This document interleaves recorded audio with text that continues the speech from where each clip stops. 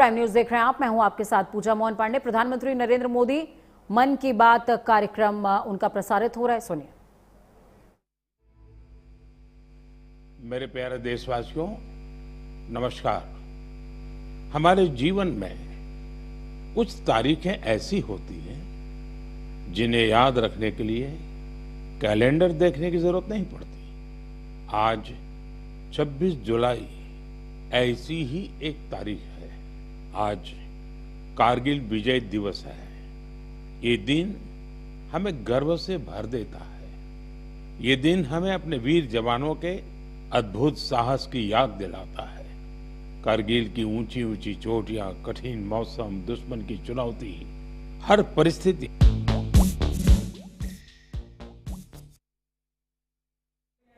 तो वहीं आपने सुना प्रधानमंत्री नरेंद्र मोदी मन की बात कार्यक्रम के दौरान कारगिल दिवस का जिक्र करते हुए नजर आ रहे हैं। उन्होंने साफ तौर पर वो सिर्फ याद ही नहीं करता बल्कि नई पीढ़ी तक उनकी गाथा भी पहुंचाता है। इसी भावना से इस वर्ष एक विशेष शौर्य विजय यात्रा निकाली गई है। 14 जुलाई को दिल्ली के नेशनल वॉर मेमोरियल से शुरू हुई ये मोटरसाइकिल यात्रा द्रास के करगिल वॉर मेमोरियल तक पहुंचेगी। इसका संदेश है one ride, one nation, one salute. यह यात्रा हमें याद दिलाती है कि राष्ट्र के लिए दिया गया बलिदान कभी भुलाया नहीं जा सकता। साथियों, आज भारत अपने सैनिकों के साहस के साथ साथ अपनी तकनीकी क्षमता को भी लगातार मजबूत कर रहा है। कुछ दिन पहले भारतीय नौसेना में आईएनएस महेंद्रगिरी शामिल किया गया। यह आधुनिक जंगी जहाज भारत में ही डिजाइन किया गया है, भारत में ही बना है। इसमें 75% से अधिक स्वदेशी सामग्री का उपयोग हुआ है। यह आत्मनिर्भर भारत की बढ़ती शक्ति का प्रतीक है। इसी महीने डीआरडीओ ने Pinaka long range guided rocket का भी सफल परीक्षण किया। डीआरडीओ ने Pinaka long range guided rocket का भी सफल परीक्षण किया। इस सफलता के पीछे हमारे वैज्ञानिकों और इंजीनियरों का सामूहिक परिश्रम है। 2-3 दिन पूर्व ही डीआरडीओ ने कुशा मिसाइल का भी सफल परीक्षण किया है। साथियों, आज रक्षा उत्पादन हो, रक्षा निर्यात हो या मित्र देशों के साथ राजनीतिक सहयोग, भारत लगातार नई ऊंचाइयों की ओर बढ़ रहा है। इस महीने की शुरुआत में मैं इंडोनेशिया में था, जहां ब्रह्मोस और अस्त्र मिसाइलों के लिए एक बड़ा समझौता हुआ है। दुनिया का भरोसा भारत के रक्षा उपकरणों और तकनीक पर बढ़ रहा है। आइए इस करगिल विजय दिवस पर हम अपने अमर शहीदों को नमन करें और एक सुरक्षित, सक्षम और आत्मनिर्भर भारत के निर्माण का अपना संकल्प और मजबूत करें। मेरे प्यारे देशवासियों, मन की बात के पिछले एपिसोड में मैंने आपसे कैच द रेन अभियान की चर्चा की थी। मैंने आग्रह किया था कि बारिश की हर बूंद को सहेजने के इस अभियान को जन आंदोलन बनाएं। कैच द रेन का संदेश बहुत सीधा है। जहां बारिश गिरे, जब बारिश गिरे, पानी को वहीं सहेजिए। इसलिए 4 जुलाई से देश भर में एक विशेष अभियान भी चलाया जा रहा है। इसके तहत बारिश के पानी के संचयन, ग्राउंड वाटर रिचार्ज, पुराने जल स्रोतों के पुनर्जीवन और वृक्षारोपण को नई गति दी जा रही है। मुझे बहुत खुशी है कि गांव हो या शहर, पंचायतें हो या सामाजिक संस्थाएं, हर जगह लोगों ने बढ़ चढ़कर भागीदारी की है।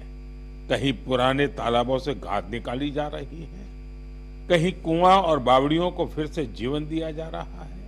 बंद पड़े बोरवेल अब ग्राउंड वाटर रिचार्ज का माध्यम बन रहे हैं। साथियों, मध्य प्रदेश के सीधी जिले में करीब 1,500 तालाब बनाए गए हैं। नरसिंहपुर में अमृत सरोवरों को संवारा गया है।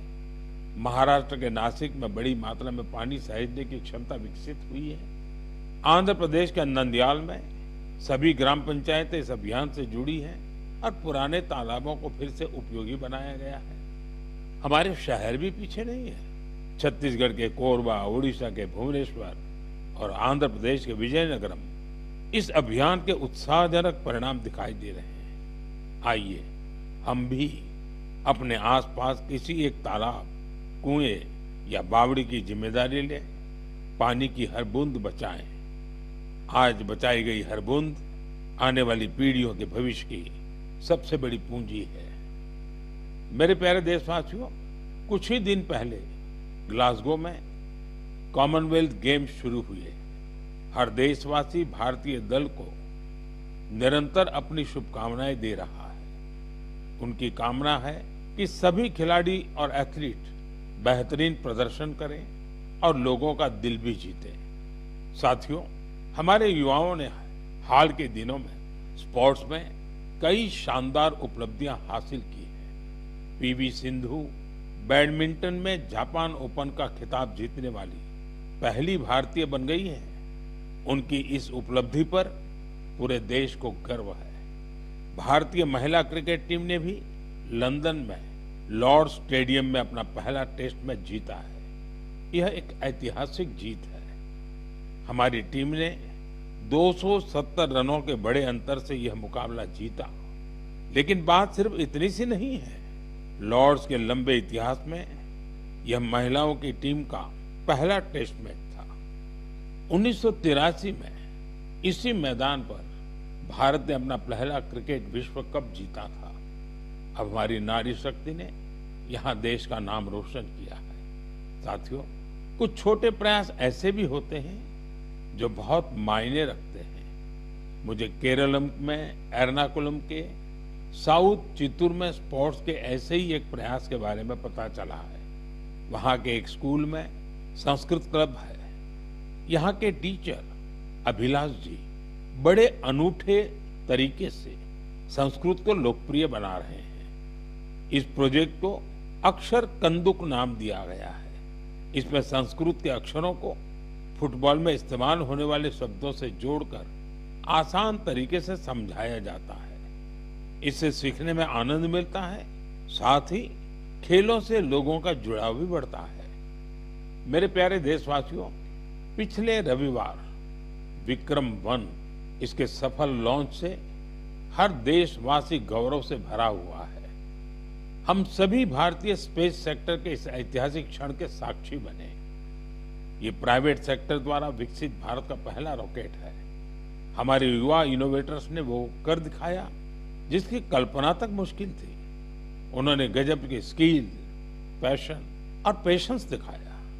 लंबे समय तक हमारा स्पेस सेक्टर निजी क्षेत्र के लिए बंद रहा था। इस सेक्टर में रुचि रखने वाले काफी युवाओं को अपनी प्रतिभा दिखाने का अवसर नहीं मिल पा रहा था। युवा हित को देखते हुए हमने स्पेस सेक्टर को प्राइवेट सेक्टर के लिए खोला।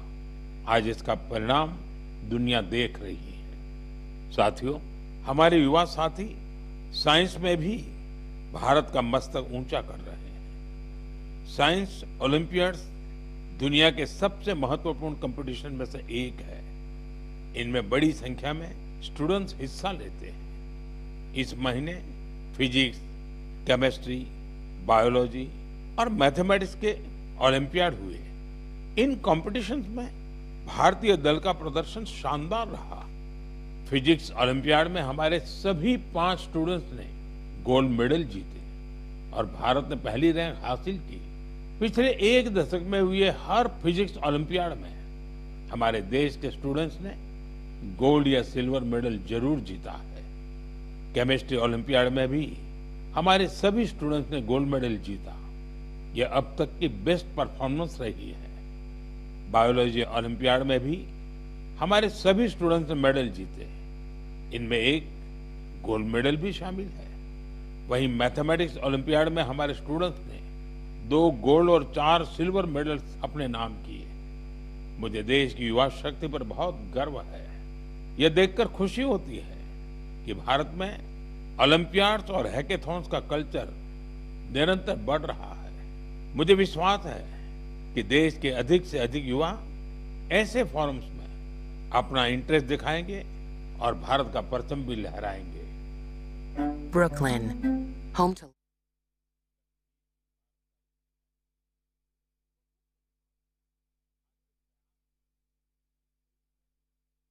की झलक मिलती है। इसे सरकंडे और धान के पुआल से स्ट्रॉ से तैयार किया जाता है। इस चटाई को बनाने की परंपरा बरसों पुरानी है। इसके लिए सबसे पहले कश्मीर के दलदली इलाकों की घास और सरकंडे की कटाई की जाती है। धूप में सुखाने के बाद छटाई होती है और फिर शुरू होता है हाथों से बुनाई का काम। 2 कारीगरों को एक चटाई बनाने में करीब करीब 4 दिन लगते हैं।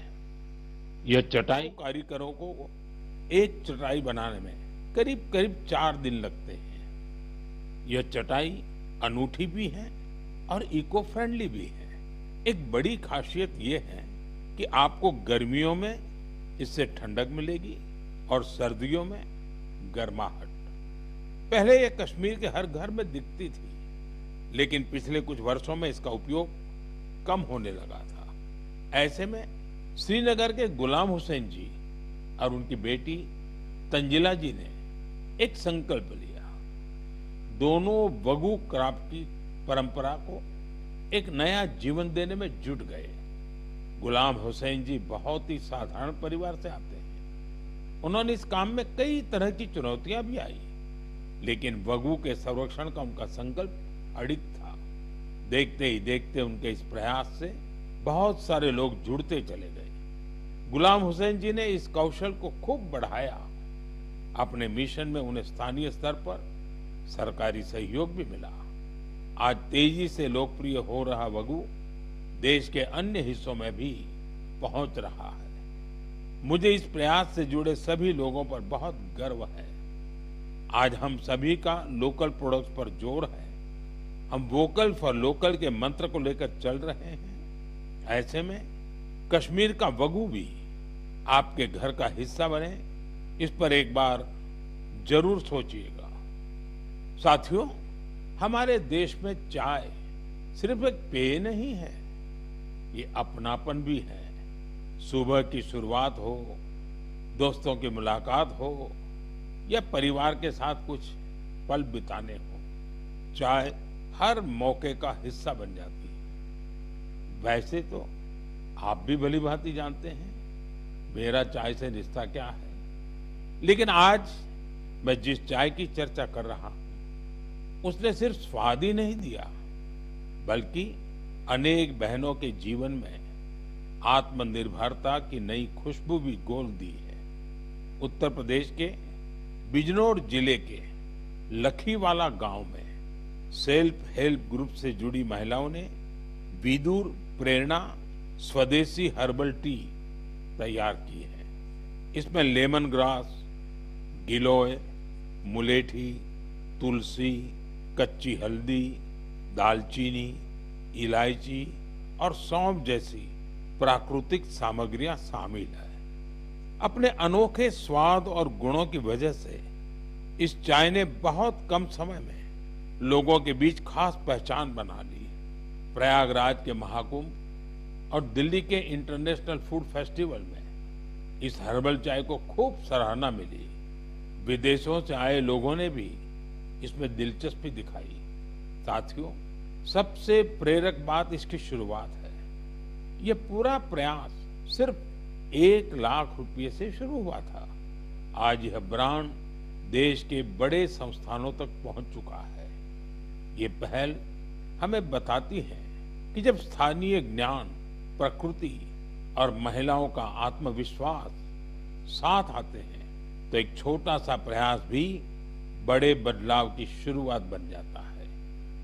मेरे प्यारे देशवासियों, आज देश भर में एक पेड़ मां के नाम अभियान के माध्यम से लोग प्रकृति के प्रति अपना दायित्व निभा रहे हैं। जब समाज इस भावना से जुड़ता है तो बहुत सुंदर और प्रेरक उदाहरण सामने आते हैं। साथियों, अहमदाबाद में जन भागीदारी की अद्भुत शक्ति दिखाई दी है। भाड़ज क्षेत्र में 1 घंटे के भीतर 3.5 लाख से अधिक पौधे रोपे गए। इसमें 25,000 से अधिक लोग जुटे।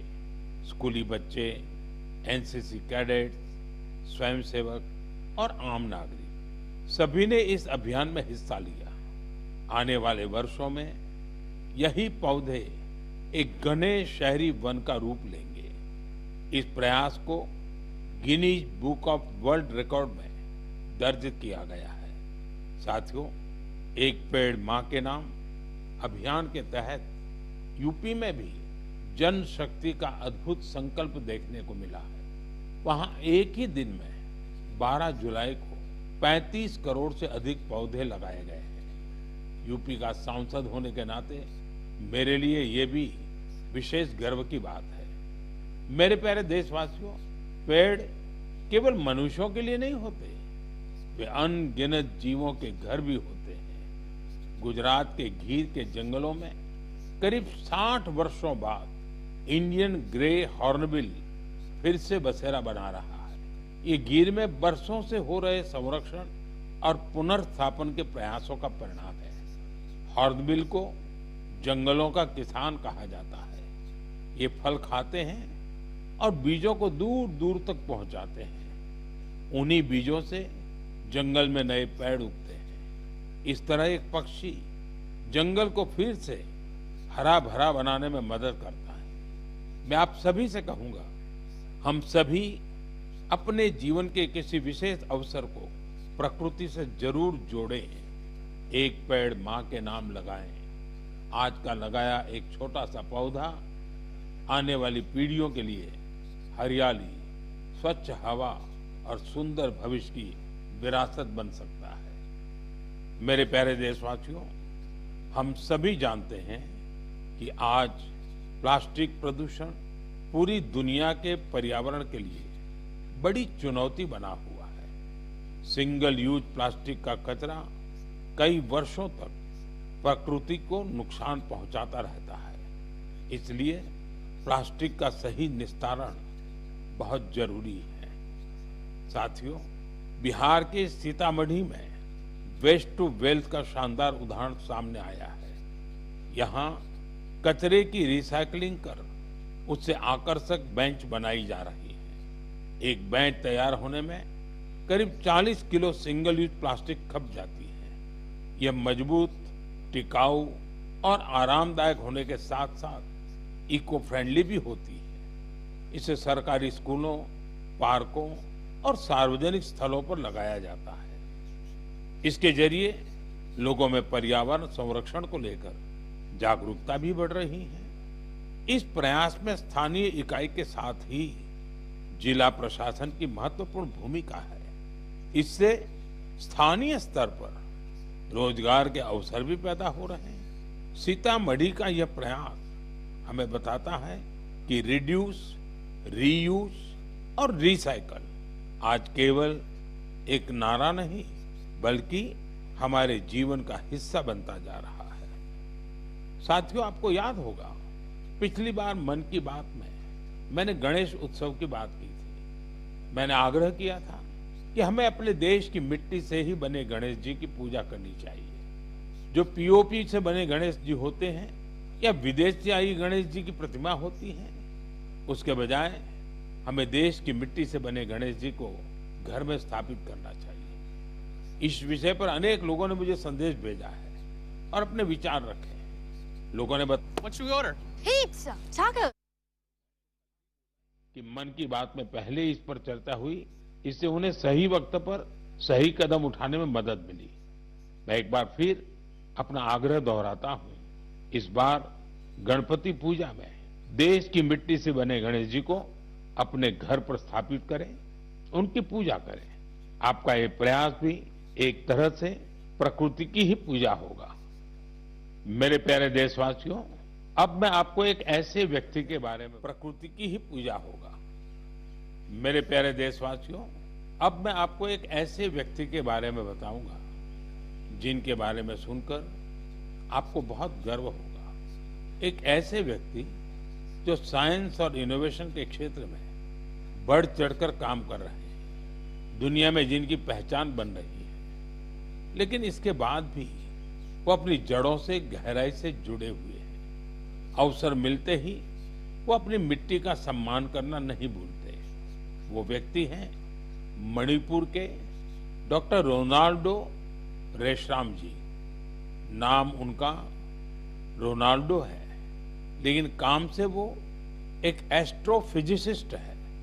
वे जापान में काम करते हैं और यंग गैलेक्सीज के एक विशाल समूह की खोज करने वाली टीम का हिस्सा रहे हैं। आप जानना चाहेंगे कि उन्होंने आखिर किया क्या है?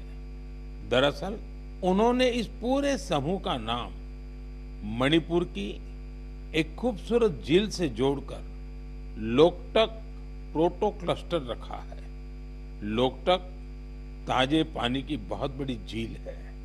लोकटक लेक में तैरती हुई फुमड़ी मिलकर एक अनोखा लैंडस्केप बनाती है। ऐसा लगता है कि विशाल समंदर में छोटे छोटे द्वीप तैर रहे हो। उसी प्रकार यूनिवर्स में ये यंग गैलेक्सीज भी एक विशाल संरचना का निर्माण करती है। आज मणिपुर की लोकटक केवल देश के मैप पर ही नहीं, बल्कि विशाल ब्रह्मांड में भी अपनी चमक बिखेर रही है। यह उपलब्धि हर भारतीय का गौरव बढ़ाने वाली है। इससे हमारे युवा साथियों को सीख मिलती है कि वे अपनी परंपरा से जुड़े रहकर भी नई ऊंचाइयों को छू सकते हैं। ये ऐसी जड़ें हैं जो सितारों की दुनिया को भी जगमगा सकती है। मेरे प्यारे देशवासियों, कुछ ही दिनों बाद 7 अगस्त को हमारा देश नेशनल हैंडलूम डे मनाएगा। इस अवसर पर हम अपने बुनकर भाई बहनों के कौशल और उनकी सृजनशीलता का उत्सव मनाते हैं। हमारे ये साथी पीढ़ियों से चली आ रही परंपराओं को आगे बढ़ा रहे हैं। साथियों, हथकरघे से बना हर परिधान किसी न किसी क्षेत्र, समुदाय और इससे जुड़े असंख्य लोगों की कहानी को सामने लाता है। ये वो लोग हैं जो गर्व के साथ भारत की सांस्कृतिक विरासत को संजोने में जुटे हैं। आज के दिन मेरा आग्रह है कि हम हस्तकला को प्रोत्साहित कर अपने बुनकर साथियों का सम्मान करें। आइए हम वोकल फॉर लोकल की भावना को और सशक्त करें। साथियों, आज देश में जिस तरह हैंडलूम को बढ़ावा दिया जा रहा है, उससे बड़ी संख्या में लोगों का जीवन बेहतर हो रहा है। पोचमपल्ली से पटना और कुथमपल्ली से कच्छ तक इसके कई उदाहरण देखने को मिलते हैं। आज ऐसे कई लोग और समूह हैं जो हैंडलूम की हमारी गौरवशाली परंपरा को नई ऊर्जा और पहचान दे रहे हैं। कोई पोचमपल्ली इकत की सुंदर परंपरा को आगे बढ़ा रहा है, तो कोई महिला बुनकरों को जोड़कर वूल प्रोडक्ट्स बना रहा है। कुछ लोग केरलम की पारंपरिक कसाऊ कला को संरक्षित कर रहे हैं। इससे हमारी माताओं बहनों को रोजगार भी मिल रहा है। साथियों, एक और विषय जिसका मैं विशेष रूप से उल्लेख करना चाहूंगा, वह है खादी। हम सभी जानते हैं कि खादी महात्मा गांधी को बहुत प्रिय थी। बीते कुछ वर्षों में खादी काफी लोकप्रिय हुई है। पिछले 12 वर्षों में इसकी बिक्री 6 गुना बढ़ी है। बिक्री का यह आंकड़ा अब 8,000 करोड़ रुपए के करीब पहुंच चुका है। मेरा आप सभी से आग्रह है कि आने वाले त्योहार में खादी का कोई न कोई, हैंडलूम का कोई न कोई, हैंडीक्राफ्ट का कोई न कोई प्रोडक्ट जरूर खरीदें। मेरे प्यारे देशवासियों, अगर आपसे पूछा जाए कि भारत के कितने तरह के म्यूजिकल इंस्ट्रूमेंट्स हैं, तो आप सोच में पड़ जाएंगे। ऐसा इसलिए क्योंकि हमारे यहाँ बहुत से वाद्य यंत्र और उनसे जुड़ी परंपराएं हैं। इसी तरह का एक इंस्ट्रूमेंट है त्रिपुरा का चोंग प्रेंग। यह वहाँ की ट्राइबल कम्युनिटीज में काफी लोकप्रिय है। बांस से बने इस वाद्य यंत्र में 3 तार होते हैं। इससे निकली धुन बहुत मधुर होती है, जो सरोद से मिलती जुलती है। कुछ वजहों से युवाओं के बीच इसकी लोकप्रियता कम होने लगी थी। ऐसे में सूरज कुमार देव वर्मा जी ने इसे फिर से लोकप्रिय बनाने का संकल्प लिया। आज उनका प्रयास रंग ला रहा है। वे चोंग प्रेंग के साथ ही वहां के अन्य पारंपरिक वाद्य यंत्रों पर भी परफॉर्म करते रहे। Kokborok folk songs, Baul songs, Bengali folk उन्हें खूब भाता है। अब मैं आपको एक छोटी सी क्लिप सुनाना चाहता हूं। इस संगीत को आप कभी भूल नहीं पाएंगे।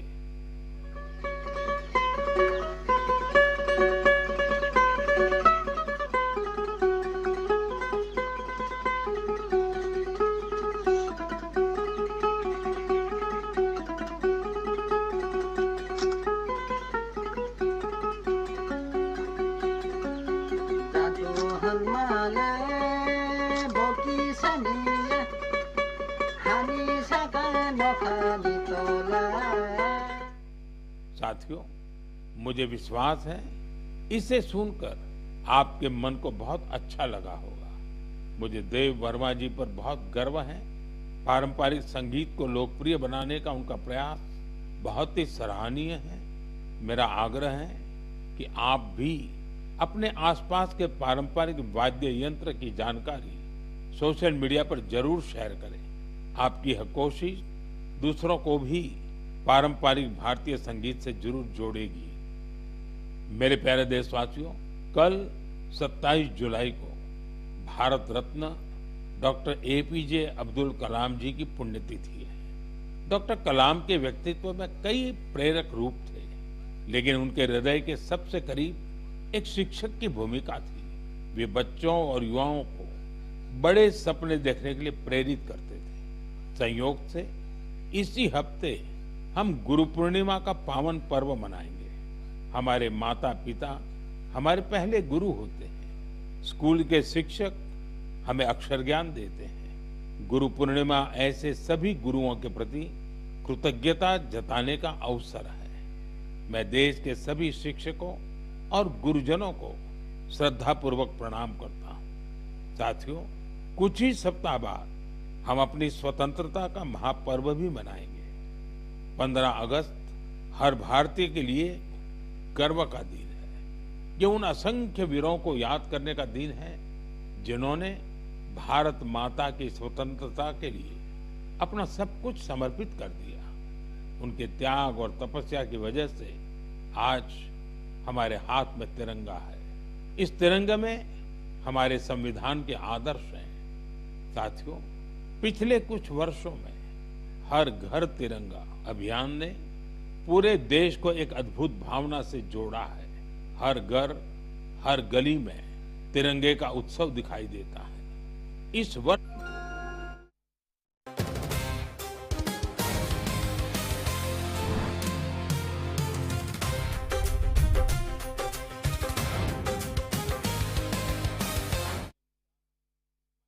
पर जरूर साझा कीजिए।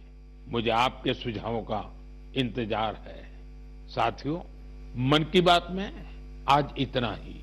अगले महीने हम फिर मिलेंगे देशवासियों की अनेक नई उपलब्धियां और प्रेरक प्रयासों के साथ।